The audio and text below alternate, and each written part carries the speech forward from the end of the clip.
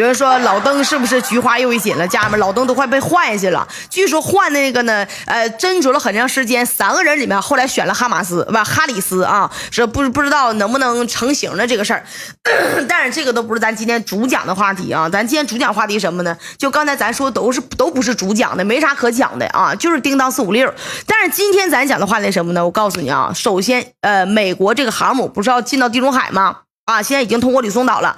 然后这个时候，也门胡塞武装的这个领导人呐，请注意啊，不是发言人，是领导人，对美军直接起脸输出了，站出来狼哇一顿的跟你警告啊，说什么呢？说一旦美军的罗斯福号航母，只要是你敢进入到红海海域，那老子直接彻底给你干沉了。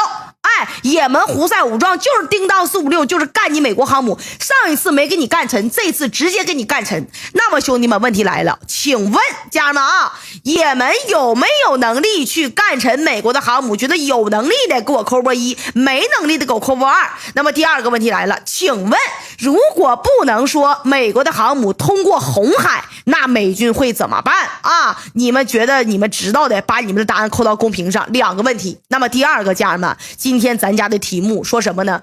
土耳其兄弟们，中东4大小霸王之一的土耳其今天终于是下场了，而且那下手老严重了啊！说什么事儿呢？现在已经让美国心里面嘎嘎滴血，毫无一丝丝的防备，毫无一丝丝的预兆。家人们，土耳其空军包括地面部队直接干到伊拉克，发起了大规模的进攻，一口气兄弟们呐，炸死了几千名的上千名的库尔德武装分子。兄弟们，你可不要忘了库尔德是谁呀？库尔德也是美国在中东豢养一条狗啊，对不对？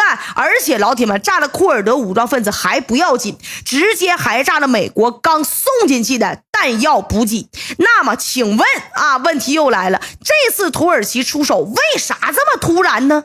拥护点啥呀？对不对？伊拉克主权都被侵犯了，那伊拉克高兴还是不高兴？你们觉得伊拉克得跟土耳其翻脸给我扣波1，觉得伊拉克比较高兴给我扣波2，那会不会找土耳其算账啊？这个事儿咱们扣起来啊。那么第3个问题兄弟们是什么呢？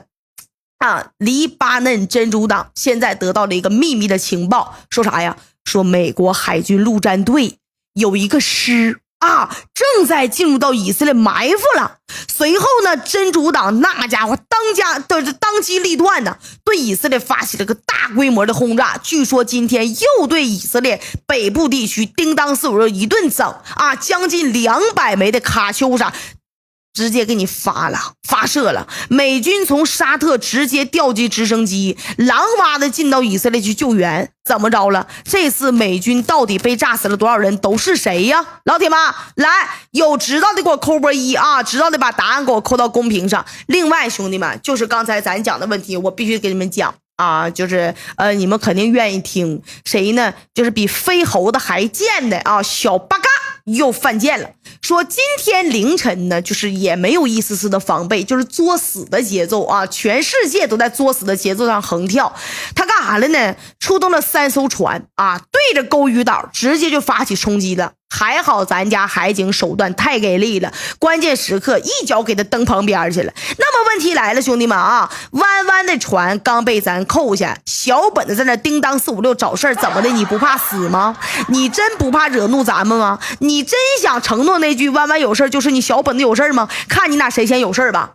还有啥事儿呢？就是刚才咱说的老登退选大致上已经确定了。有人说他是不是又拉了？这事咱不知道，但是他确实那个状态咱一看就不是像什么好人正常人，对不对？那么民主党现在干嘛呢？正在考虑让副总统哈里斯去顶替拜登参加竞选。但是问题来了，哈里斯我就问你，能跟特朗普掰手腕吗？你们觉得能给我扣波1，不能给我扣波2？今天白天的时候，我有个朋友问我说，苏你觉得特朗普能赢还是拜登能赢？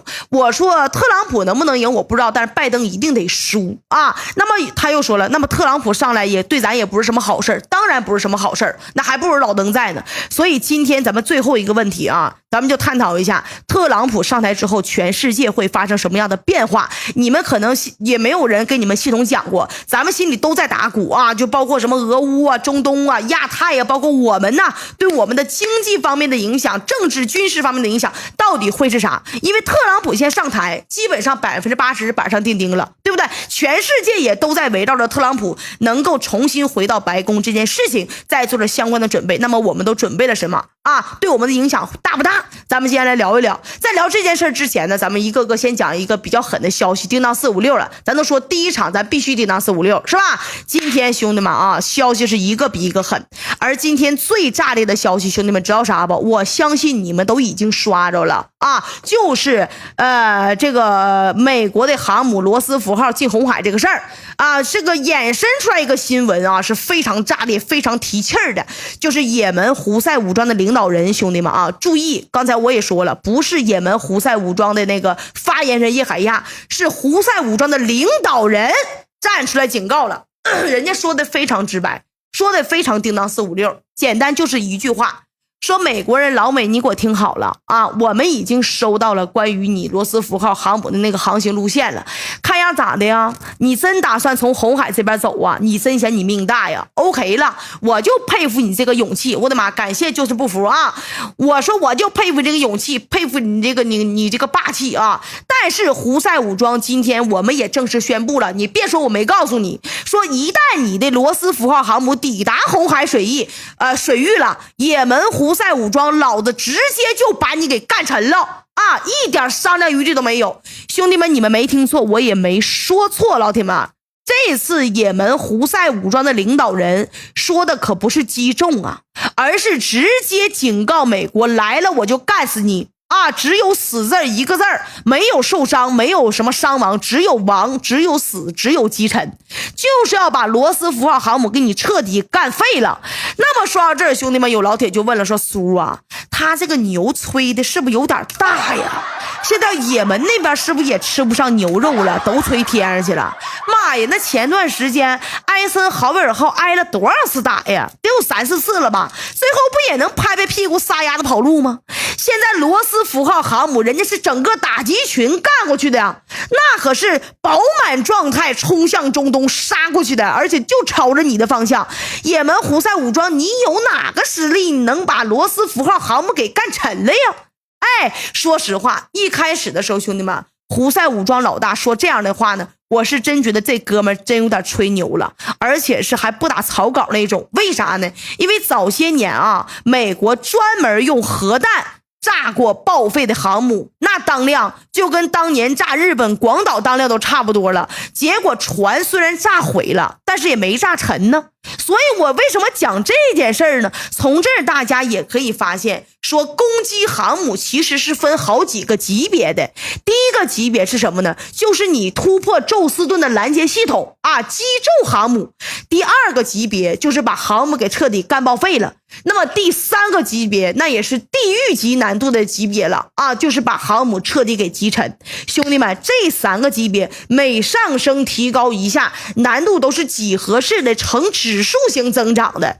所以说啊，也门就算有击中艾森豪威尔号这个记录，咱就算他击中了，我也实在确实属实没有办法相信啥呢？他能够越过中间这个击毁这个级别，直接把人家罗斯福号航母给干沉到大海里啊！但是就在我怀疑的时候，兄弟们，我的个妈呀！也门胡塞武装这边一看，美国人没啥反应啊，一看苏也不信呐，当时急眼了，说苏你不信是不是啊？这段杜撰啊，说老美啊，你给我装弹，你不改变航向，你不勒我是不是？你拿我真不叫个玩意儿啊！你不拿我当回事儿，你看不起我呀？那么好，今天我就让你感受一下什么叫做也门胡塞武装，老子也不是吃素的。是吧？说完之后呢，也门胡塞武装直接对着美国在阿拉伯海有一个游轮，叮当456就出手了。而且这次一出手就知有没有，你们知道有多离谱吗？兄弟们，原本啊，美军一听说这个也门要对他的游轮出手，那兄弟们二话没说呀，直接让欧盟的护卫军这护卫的军舰去协助拦截。结果老铁们万他是没想到，这欧盟军舰过去之后，一枚导弹都没发射，美国这艘8万吨的游轮直接就受到攻击了啊！你们没听明白啊？不是，你们没听错啊！8万吨游轮直接受到攻击，然后在阿拉伯海，还不是红海，稍息立正敬礼了。怎么个事儿呢？人家也门胡塞武装战术升级了，之前是遇事不决就上导弹，10枚不够咱就来个30枚，30枚不够来50枚。但这一次兄弟们，也门胡塞武装就一句话，这艘游轮的设计图和最近一次维修的记录都在老子手里呢，我干啥用导弹炸呀？我直接给你上自爆无人小艇，我就往你薄弱的地方怼，一怼谁来谁歇菜，你剁你也麻。说完之后呢，也门还觉得不过瘾呢，转头就对欧洲派来俩军舰就喊话了，说你俩干啥来的？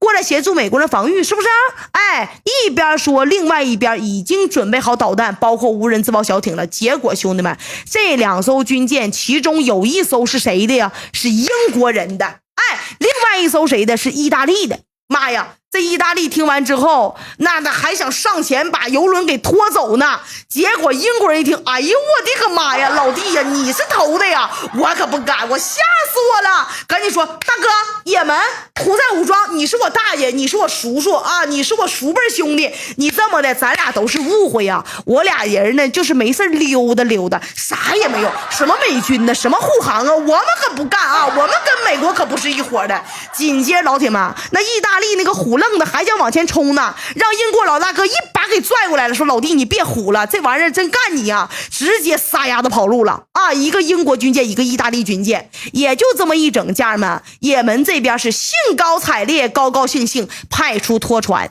直接把这艘8万吨的美国游轮给干回去了。本来吧，我就寻思说这招就是也门在暗示美国罗斯福号的弱点已经暴露了呗。结果老铁们，我万万没想到，这算个屁呀！这都是开胃小菜捎带手的事儿。怎么个事儿呢？这边拖回美国的游轮之后，也门那边直接公布了，说美国你不要个 face 呀，你说派出2艘军舰是去以色列协助撤侨的，是不是？但是不对呀，我这边调查了呀，你也不是去撤侨的呀，你就借机把你的那个海军陆战队你往以色列那边部署啊。前2天你的海豹突击队干死了40来个人，你是没脸是不是啊？所以说你这是准备帮以色列打仗，对不对呀？说完之后还不等美国人说话呢，兄弟们，伊拉克这边一个电话就干到也门胡塞武装了，说大哥呀，你别跟他扯皮了，我这边麻烦都已经解决了，这次咱俩必须联手对以色列还有美军发起一次联合攻击。这话说完，兄弟们，也门反而是有点纳闷了，说这距离咱俩上次联手轰炸以色列，妈呀，你说这时间过得多快，都半个月了。那我以为老弟你都不敢整了呢原来是去解决麻烦去了再讲这次也门和伊拉克联手对美军和以色列下手之前，兄弟们，我必须要说一下，伊拉克最近遇到的麻烦是啥事儿啊？离谱他妈给离谱开门离谱到家。什么事儿呢？自从上一次伊拉克和以色列联手不是和那个也门联手轰炸了以色列之后，美国人当时就急眼了，说不行啊，这俩人从2个方向下手太可怕了，必须得把他俩分开。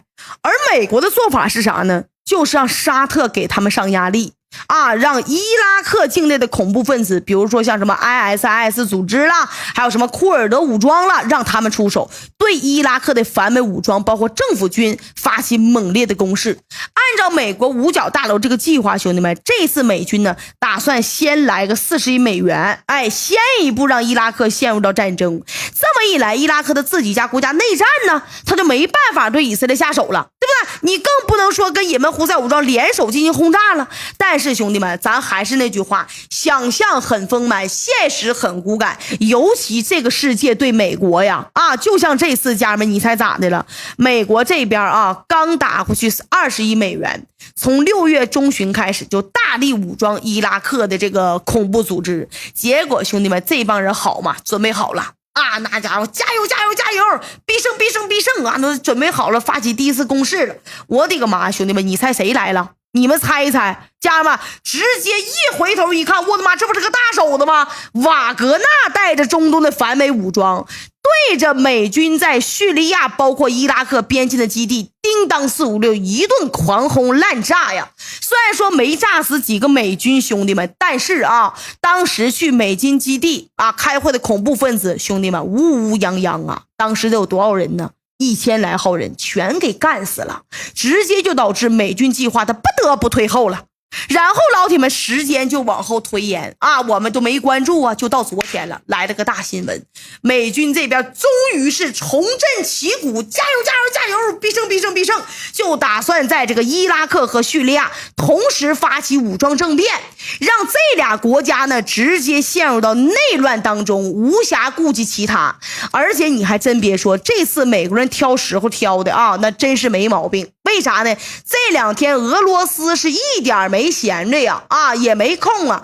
波兰跟乌克兰这边呢，一下在边境干了又干3万人，里外里加起来5万多人了，700多辆大坦克直接都干到人家白俄罗斯边境附近了，而且还说要把什么卢卡申科给斩首了。再加上美国现在啊，已经开始推进中程导弹部署在欧洲了，一下让俄罗斯这个精力啊就分不出来了，而就靠在这个叙利亚啊驻扎那么一丁点的俄军，包括瓦格纳部队，我跟你说根本就不能有效的阻止美军在伊拉克跟叙利亚搞事情搞政变这个计划。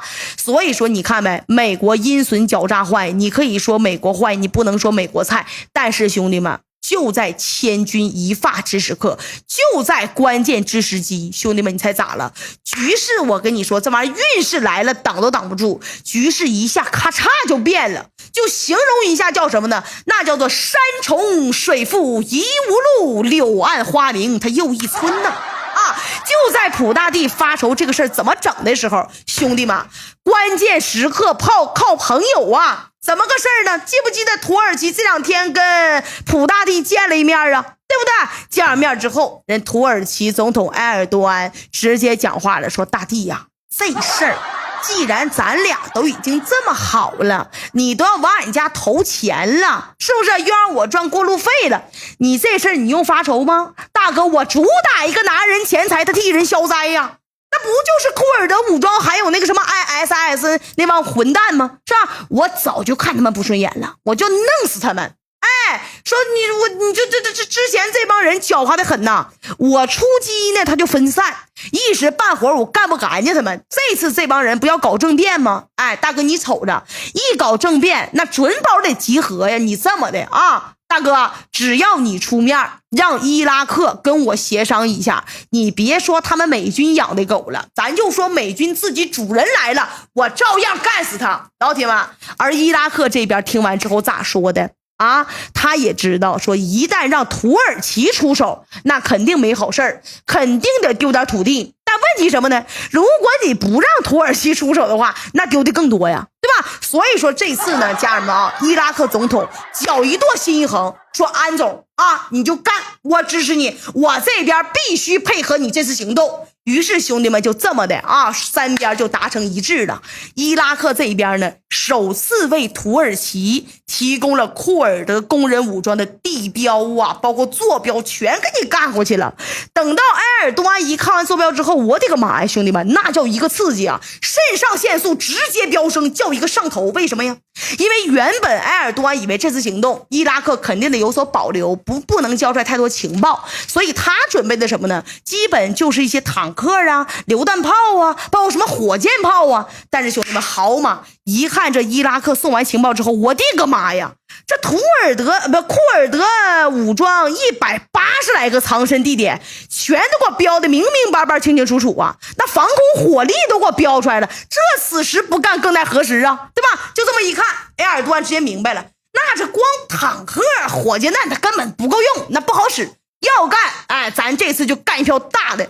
所以说啊，家人们，说完之后，埃尔多安一个电话，兄弟们直接干到土耳其这个空军司令那儿了，说这么的哥们儿啊，坐标我发给你了，直接出动战斗机给我干就完事儿了。哎，你千万不用担心说进入到别国境内，你只要能把库尔德这帮人给我干死，所有后果老子承担啊！我埃尔多安我担了。就这么的，土耳其空军司令也来劲了，说大哥行啊，既然你们上面商量好了，我们就干活就完事儿。这这活准保给你干漂亮了。转过头，兄弟们，人家直接派了30多架战斗机呀，一个加油一个俯冲，直接干到伊拉克境内了。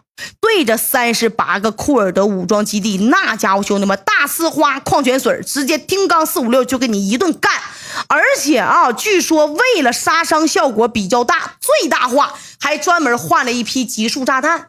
当时这一批炸完之后，你们是不知道，库尔德武装当时都懵了，被炸傻了，直接找美国了，说怎么个事儿啊？那我给我炸的屁滚尿流啊！那土耳其40多架战斗机呀，那直接越过这个伊拉克边境干过来了，干我！你一点都不提醒我，我还是不是你养的狗了？结果美国说了，我上个月底被俄罗斯打爆卫星还没恢复呢，那我看个毛线呢？我看呢，这次你只能是孤军奋战，懂不懂？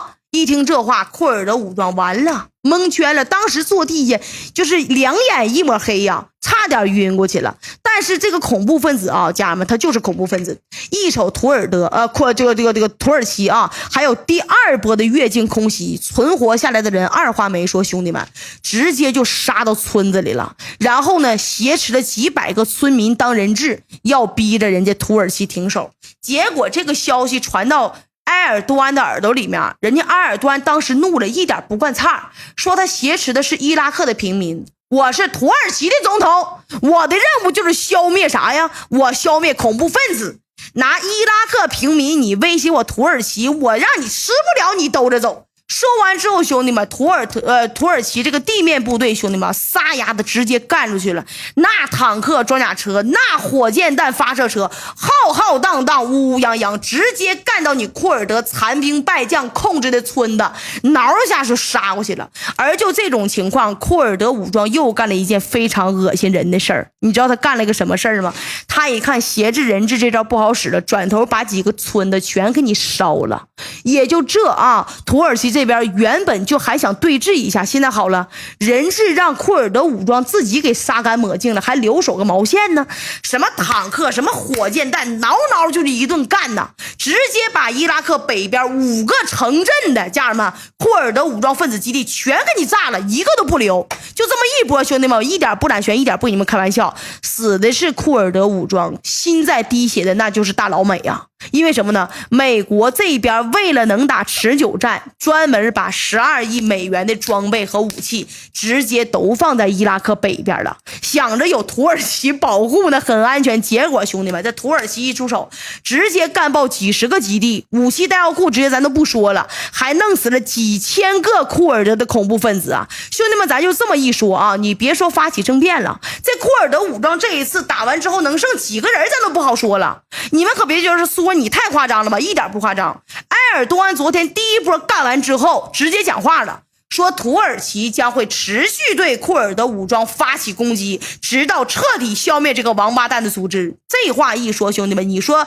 美国人养了这个库尔德武装这么长时间了，啥意思呢？就一个成语，那叫竹篮打水，它咋的了？一场空啊，对吧？那么至于伊拉克啊，虽然说这次呢，土耳其确实是有点侵略主权那个意思了，都越过人家的国界了，是不是啊？让战斗机直接越境去干伊拉克的恐怖分子啊，去轰炸。但是这次兄弟们啊，伊拉克啥都没说，反而是土耳其介入之后，我的个妈呀！伊拉克这边现在是真不担心美国人操控叛军，包括恐怖分子搞政变了啊！那也就是因为这个心病暂时不是解除了吗？伊拉克这边呢也掏出时间了，转头找了也门胡塞武装，说哥们儿，我这边事儿解决差不多了，那个土耳其我安哥一出手那真绝了，那活干得漂亮啊！你真的现在我有时间了，在美国不2艘军舰吗？我也看了，他就打那个撤侨那个幌子。我跟你说大哥，根本不是来撤侨的，就咋的呀？其实是往黎巴嫩去步兵的，送士兵我都看见了。既然这样，那咱必然不能让他得逞啊，是不是啊？现在我有时间，我有的是时间，咱俩再联合。就这么的，也门胡塞武装跟伊拉克反美武装时隔半个月再次联手了，对着美军停靠在以色列这个港口叮当456，兄弟们那就是一顿干不过这次轰炸架势虽然大，但咱得说句实话，什么呢？没有炸到美军的军舰。那当然呢，这不是说也门和伊拉克这边导弹不行啊，主要是什么呢？是这个美国实在太恶心、太卑鄙了。你知道他咋回事不？他一看说自己可能要挨炸呀。二话没说，直接开动军舰，然后贴着民用船只走，而且找了一些真正美国的撤侨走的人，让他们就站甲板上。你告诉我这仗怎么打？最后老铁们，也门和伊拉克也只能是改变目标，把美国停靠的港口直接给你炸了一遍。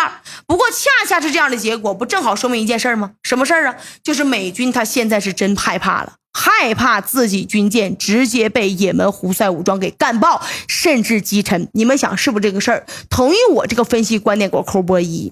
那么说到也门和伊拉克这个反美武装，还有黎巴嫩当时黎巴嫩这边一看这俩兄弟都出手了，他也直接兴奋了。40多辆卡秋莎，兄弟们呐，卡秋莎火箭弹发射车直接把伪装拔就给你撕了，对着哪儿呢？对着伊拉克的北边叮当456一顿干。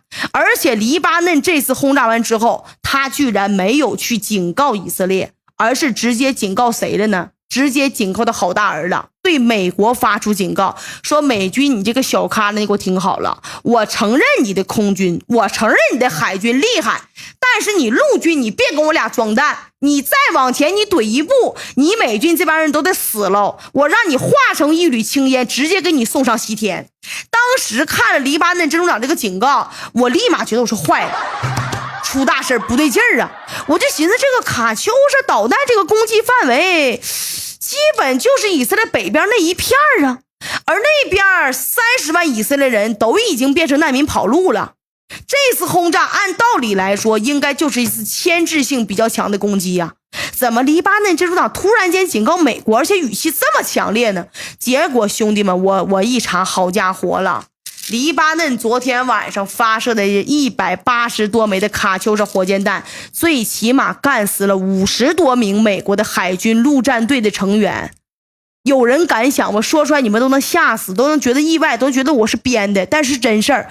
你们听我讲完，你们怎么知道怎么回事了前2天的时候，兄弟们，美军海豹突击队不是跟以色列特种部队潜到黎巴嫩境内搞那个斩首行动了吗？今天说有一个小轿车着火了，是黎巴嫩真主党这边的一个指挥人员，结果这次行动直接被真主党那边人提前给发现了，最后一波埋伏，不但让美军这边损失了40多个海豹突击队的队员，直接给你干成死海豹，而且还有8个人被黎巴嫩那边给俘虏了。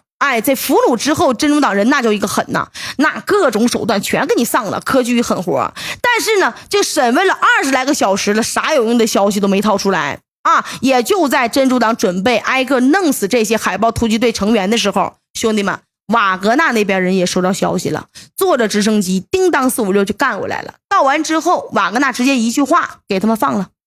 真主党一听说啥？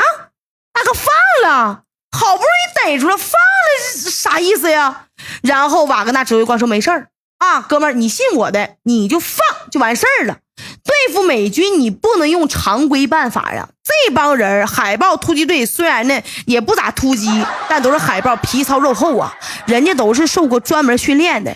然后真主党这边呢是真信这个瓦格纳，就把这俩海豹突击队成员给放了。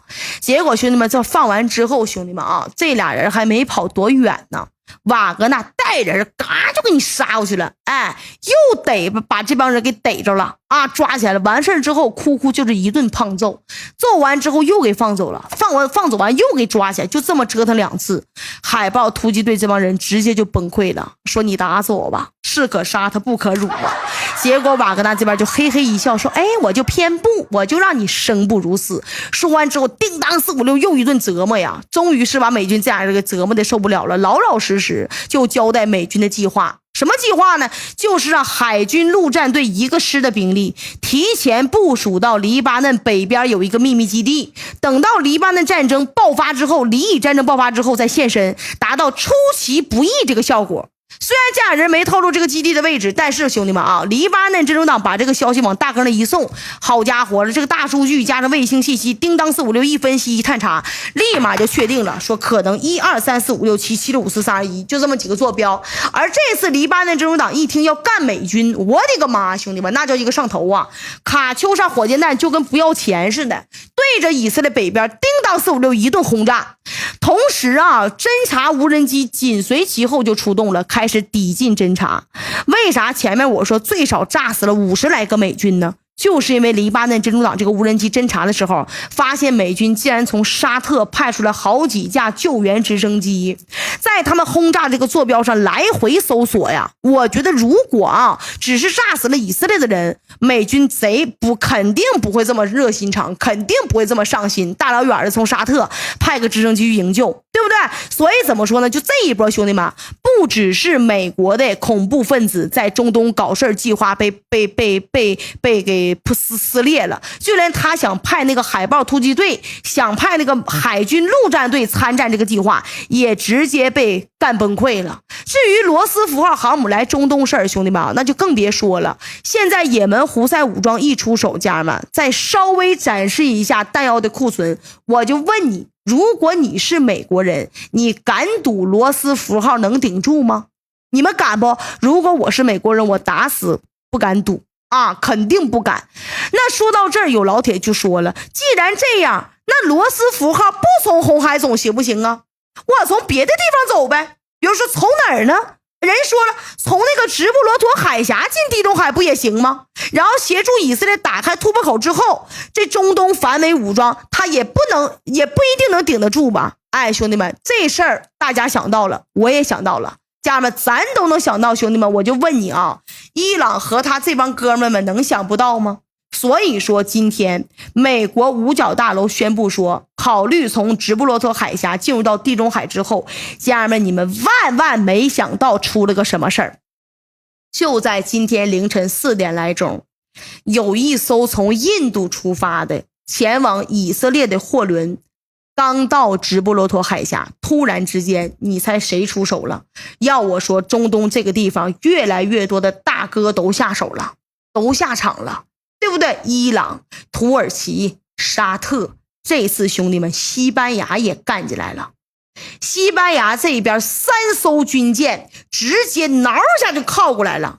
当时这艘货轮的船长都蒙圈了，说哎呦我的哥们儿啊，我是美国委托的我从印度发的货。结果兄弟们话还没说完呢，土耳其不是那个叫西班牙这边一听骂美国委托的，二话没说直接派了2架直升机强行登陆货船检查。这一检查兄弟们要命了，什么事儿啊？27吨炸弹，虽然不算多但是西班牙这边直接讲话了，说你给谁送的呀？你给以色列送的是不是人我放你走了，我给你够给你脸的，够给你面子的了，人赶紧给我滚蛋，船必须留下。哎，就这么的兄弟们，就这艘美国委托从印度发货给以色列送导弹的货轮直接就给扣了。而且这还不算完呢，兄弟们，伊朗国防部长直接一个电话，兄弟们，你知道干到谁那儿去了吗？干到阿尔及利亚呀！老铁们，你们打开地图，阿尔及利亚在哪儿啊？阿尔及利亚、摩洛哥以及西班牙共同守着哪儿啊？守直布罗陀海峡呀，直接干过去了。俩人谈啥呢？咱不知道具体，但很简单，就是伊朗要在阿尔及利亚附近协助阿军建造4个导弹和无人机的发射阵地，你们敢想不？而且人说了，我们这边基建这一块的也还不错，计划就从现在开始18天之内我们就完工了。而阿尔及利亚那边说热烈欢迎大哥呀，来吧一点意见都没有。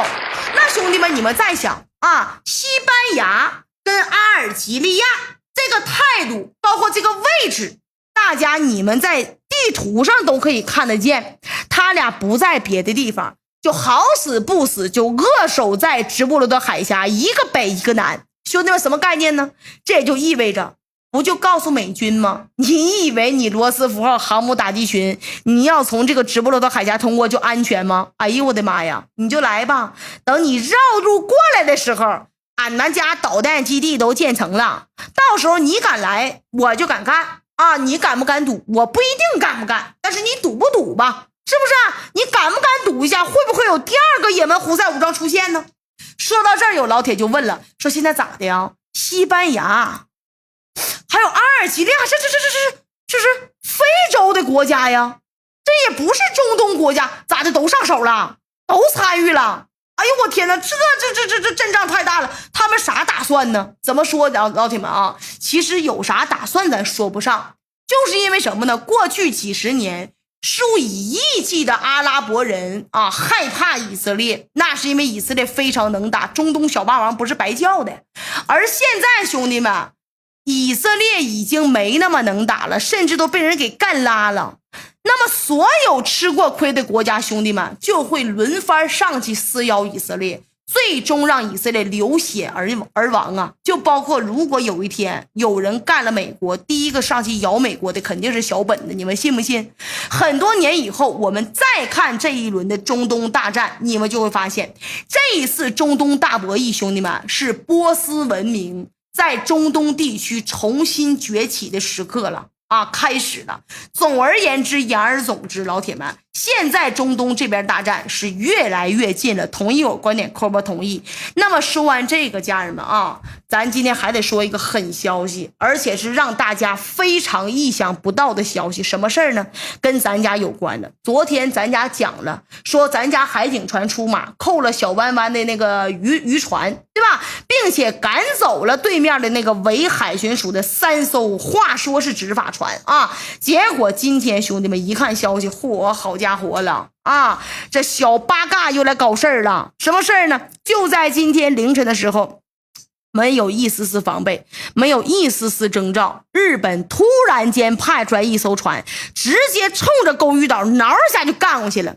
而咱家海警船干得漂亮，反应非常迅速，非常快，几分钟直接干到小本的这艘船的面前了，然后直接登船检查，行云流水。检查完之后把他们给驱逐了啊，让他滚回去了。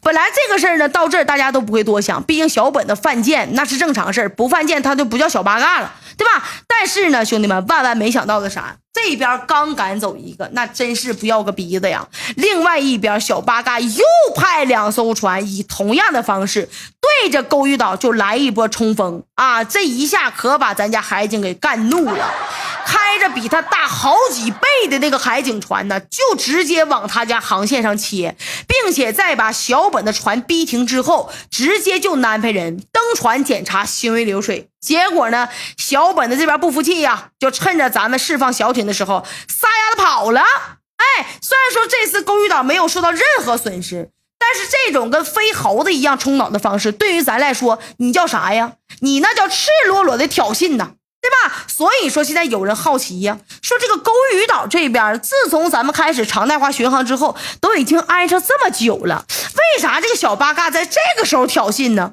说白了兄弟们，就是龙国在军事上崛起之后，小本子现在咋的了？太害怕了，所以他现在咋的呀？必须加速借助美国的力量在军事上走出来啊！那对于日本这个想法，咱们该怎么办？有人说了，事儿都出了，该怎么整呢？我不跟你们开玩笑，必须啪啪啪3的大撒耳雷的，对不对？对于小本的对付他们其实非常简单，就是什么呢？向其施压，而且向其施加更大的压力。就目前来看啊，至少说我们能看出来3方面可以施加强大压力。有什么呢？第一方面，兄弟们，毋庸置疑，军事压力，对吧？没啥好说的了。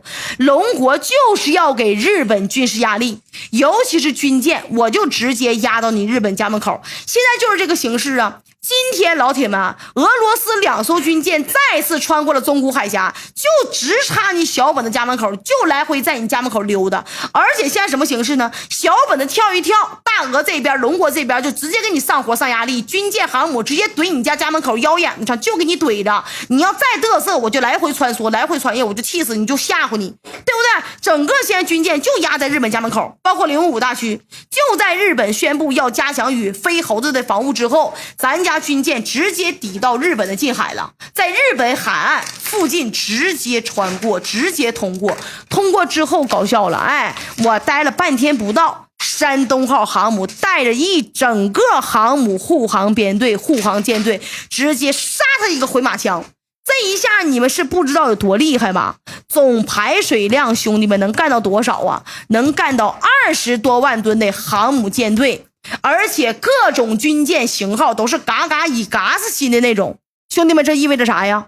很简单，家人们啊，现在整个西太平洋一直到南海这边，咱家的山东号航母舰队那就是老大。咱说老二，没人敢说老大，对不对？至于为什么要折返啊，再次回到南海这一边，咱说白了，这就是龙国对日本的一个表态啊！前段时间日本不是要跟什么小飞猴的一起搞什么姊妹部队吗？那全扯淡。日本还说了，说什么要在菲律宾什么驻军。哎呀 ，OK 呀。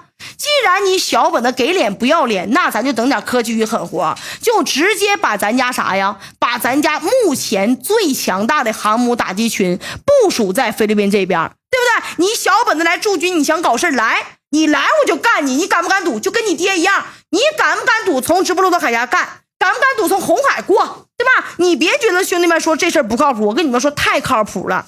前2天我说过一个事儿，就是南海这边爆发了一次电子对抗，记不记得？过程持续了10几个小时啊！最后美军电子战直接被干塌了，被干跪下了。什么军舰呢？什么战机都狗怂了，抱头鼠窜，直接撒丫子跑路了。而小飞猴这边呢，他都不只是导航信号没有了，直接给他北边吕宋岛都干停电屁的了，停了12来个小时啊！这事儿谁干的呀？咱不能直接说，但是老铁们，那2天我知道一个事儿，山东舰直接带着航母打击群就在那儿呢，懂得给我抠吧懂，对不对兄弟们？另外老铁们，我们得对小本的不仅仅是这一波打击呀，还有好几波呢，一会儿给你们讲，包括董王上台之后对整个世界的影响，一会儿这俩话题给你们讲的舒舒服服的。但是老